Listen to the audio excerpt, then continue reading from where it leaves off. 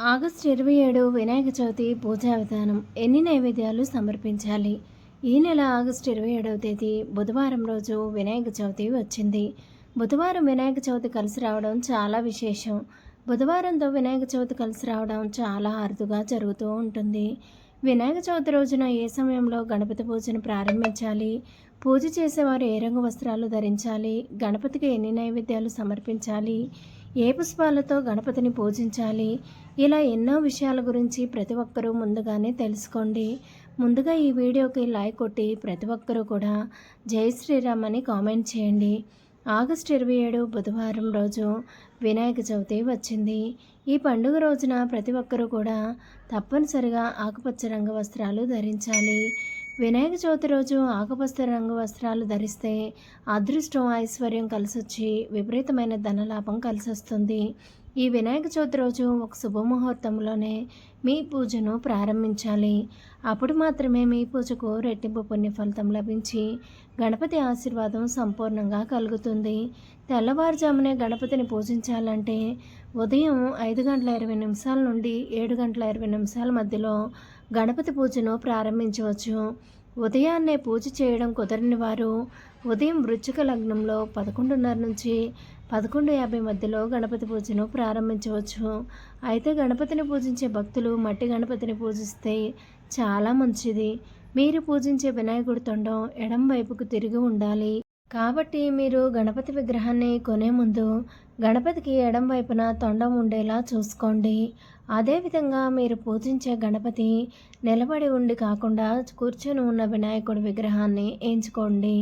అప్పుడు మాత్రమే మీ పూజకు తగిన ఫలితము, అలాగే శుభ ఫలితాలు కలుగుతాయి. వినాయక చవితి నాడు మీ ఇంటి ఈశాన్య దిశలో గణపతి విగ్రహాన్ని ప్రతిష్ఠించి వినాయకుడిని పూజించాలి. ఈశాన్యంలో గణపతిని పూజిస్తే మీరు చేసే పూజలకు ఫలితం దక్కుతుంది. మరీ ముఖ్యంగా 21 రకాల పత్రికతో వినాయకుడిని పూజించాలి. 21 పత్రాలతో వినాయకుడిని పూజిస్తే ఇక ఈ సంవత్సరం అంతా కూడా మీకు అష్టైశ్వర్యాలు, అపార సంపదలు వరించి మీకు, మీ కుటుంబానికి మంచి రోజులు ప్రారంభమవుతాయి. 21 పత్రాలతో గణపతిని పూజించలేని వారు కనీసం 9 పత్రాలతోనైనా సరే గణపతిని పూజించాలి. ఇక వినాయకుడి పూజలు, దీపారాధన విషయంలోకి వస్తే మీకు కొన్ని జాగ్రత్తలు పాటించాలి. విశేషంగా ఈ వినాయక చవితి రోజు వెండి కుందుల్లో దీపారాధన చేస్తే చాలా మంచిది. వెండి కుందుల్లో కొబ్బరి నూనె పోసి 5 ఒత్తులతో దీపారాధన చేస్తే ఎన్నో శుభ ఫలితాలు కలుగుతాయి. వెండి ప్రమిదలు లేనివారు మట్టి కుందుల్లో కానీ, ఇత్తడి కుందుల్లో కానీ దీపారాధనను చేసుకోవచ్చు. అయితే విశేషంగా గణపతి పూజలో జిల్లేడు ఒత్తులతో దీపారాధన చేస్తే గణపతికి ఆశీర్వాదంతో పాటు ఈ సంవత్సరం మొత్తం కూడా ఎలాంటి ఆపదలు కూడా దరిచేరకుండా మీకు, మీ కుటుంబానికి చాలా మంచి జరుగుతుంది. ఇక జిల్లేడు ఒత్తులు అందుబాటులో లేకపోతే పత్తి ఒత్తులతో దీపారాధన చేసుకోవచ్చు. కానీ కొబ్బరి నూనెతో మాత్రమే దీపారాధన చేసుకోవాలి. కొబ్బరి నూనెతో దీపారాధన చేసే దీపారాధనకు విశేషమైనటువంటి పుణ్య ఫలితం అనేది ఇక పొరపాటును కూడా తులసి దళాలతో పూజించకూడదు. గణపతి పూజలో కలశాన్ని ఖచ్చితంగా ఏర్పాటు చేసుకోవాలి. కలశం పక్కనే వినాయకుడి విగ్రహాన్ని ప్రతిష్ఠించి గణపతిని పూజించాలి.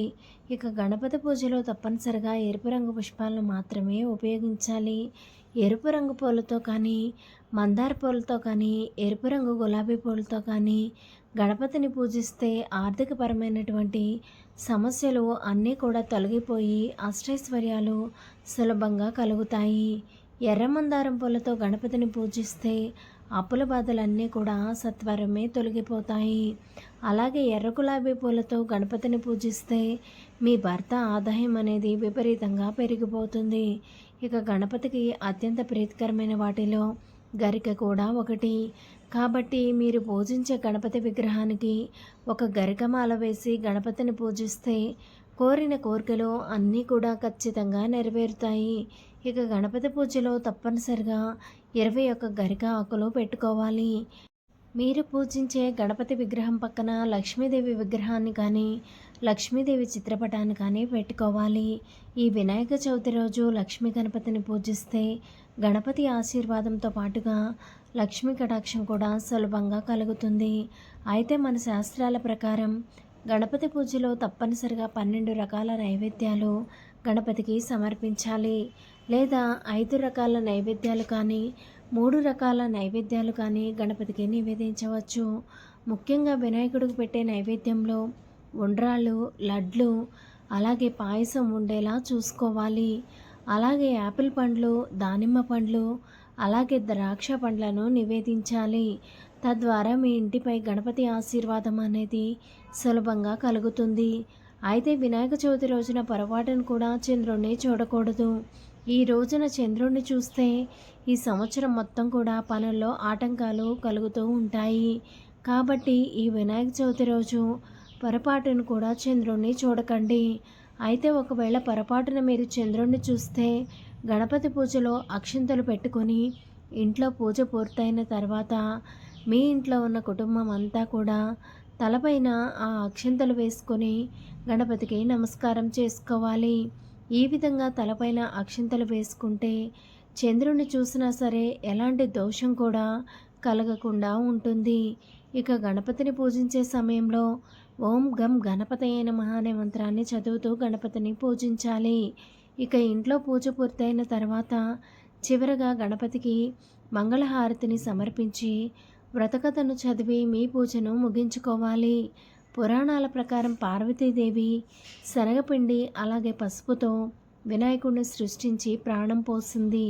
కాబట్టి వినాయక చవితి రోజు మీరే స్వయంగా మీ చేతులతో వినాయకుడిని తయారు చేసి ఆ వినాయకుడిని పూజిస్తే 1,000,000 రెట్ల పుణ్యఫలితాన్ని సులభంగా పొందవచ్చు. ఈ సంవత్సరం అంతా కూడా మీ పనుల్లో ఎలాంటి ఆటంకాలు లేకుండా ప్రతి పనిలో కూడా విజయాలు సాధించాలంటే ఇంట్లో గణపతిని పూజించిన తర్వాత వక్రతుండాయ నమః అనే మంత్రాన్ని 21 సార్లు చదవండి. మీ మనసులో కోరికలు త్వరగా నెరవేరాలంటే గం క్షిప్ర ప్రసాదాయ నమః అనే మంత్రాన్ని 21 సార్లు చదవండి. ఈ మంత్రాలకు చాలా శక్తి ఉంటుంది. కాబట్టి ఈ వినాయక చవితి రోజు ఈ మంత్రాలు చదివితే ఎన్నో శుభ ఫలితాలు కలుగుతాయి. గణపతిని నిమజ్జనం చేసే వరకు ప్రతిరోజు కూడా ఉదయం సాయంత్రం 2 పూట్ల దీపం వెలిగించి గణపతికి నైవేద్యం సమర్పించాలి. అయితే ఇంట్లో పూజించే వినాయకుడి విగ్రహానికి 3 రోజుల తర్వాత నిమజ్జనం చేస్తే చాలా మంచిది. ఇక గణపతి పూజలో ఉండే వినాయకుని విగ్రహం ఒకటి మాత్రమే ఉండాలి. ఈ వీడియో నచ్చితే వీడియోకు లైక్ కొట్టి ఛానల్ని సబ్స్క్రైబ్ చేసుకొని పక్కనే ఉన్న ఆల్ సింబల్ని ప్రెస్ చేయండి.